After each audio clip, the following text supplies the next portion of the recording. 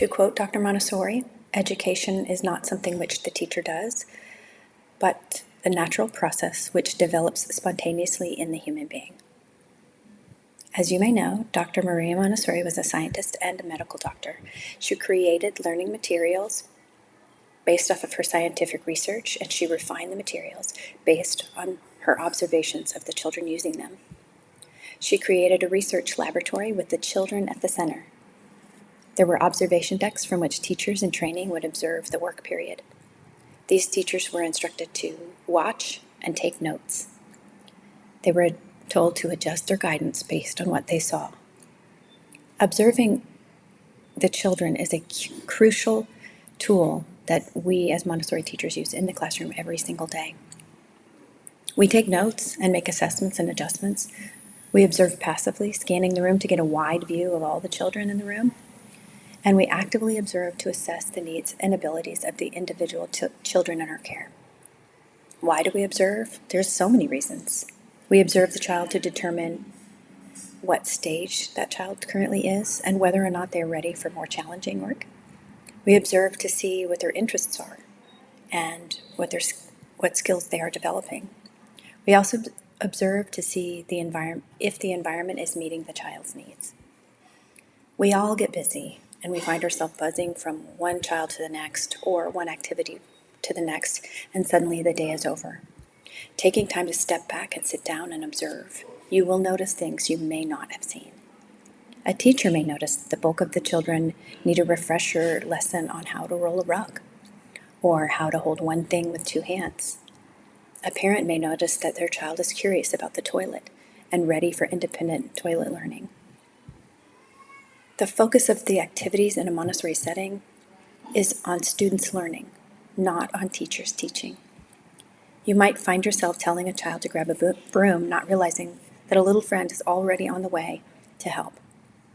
If you quietly stand back and watch, instead of instructing, as a child carries a pitcher of water, spilling a little as they go, walking far to get a towel, wiping up the spill, putting the cloth in the laundry, and carrying on with their pitcher, if you stand back without a word, you may see the child is doing everything on their own without help or instruction. At one point, I had a sink and float Antarctica work in my classroom. It required a fair amount of water. There was a boy named Landon, who was about 3 3/4, who spent much of the morning work period working with this Antarctica work very peacefully. There was quite a bit of water on the floor at one point.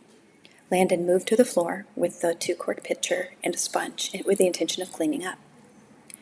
Everyone was working quietly and I was just watching. I observed Landon as he put his hand into the full pitcher of water, and he watched as the level of water would rise. He'd take his hand out and watch the level of the water go down, and he repeated this for several minutes. He was deeply concentrating. During the whole morning, I prevented several children and my adult assistant from interrupting Landon. He got a mop bucket and cleaned up every drop of water and wiping up the table with a towel. Observe without judgment. The children are learning with every mistake and every mess. When you have a normalized, self-reliant classroom, you need to take the opportunity to observe the children at work without giving lessons. It's tempting to voice acknowledgement or comment on some brilliant project or a mess that's about to happen. Without the help of the adults, the children begin to rely on one another as well. You may have to start with just 5 minutes or 10 minutes of observing, and then work at stretching and lengthening your observations. Explain to the children that when you sit in this chair with this notebook, for example, your work is just watching. Look at the group as a whole. Take notes. Review your notes with openness. Sometimes it's hard to see progress when you're in the thick of it. Everything placed in a Montessori prepared environment, including ourselves, is intentional. We must curate every little tool, every dish, every towel, and every tray to meet the developmental needs of the children. Observing the children at work will reveal things that you need to change in order to meet their changing needs. You will find their strengths, their capabilities, their learning styles, and reasons for behaviors when you observe without judgment and adjust. An environment should respond to the student's emerging needs, interests, and abilities, and we adapt and flex as the interests and abilities grow and evolve.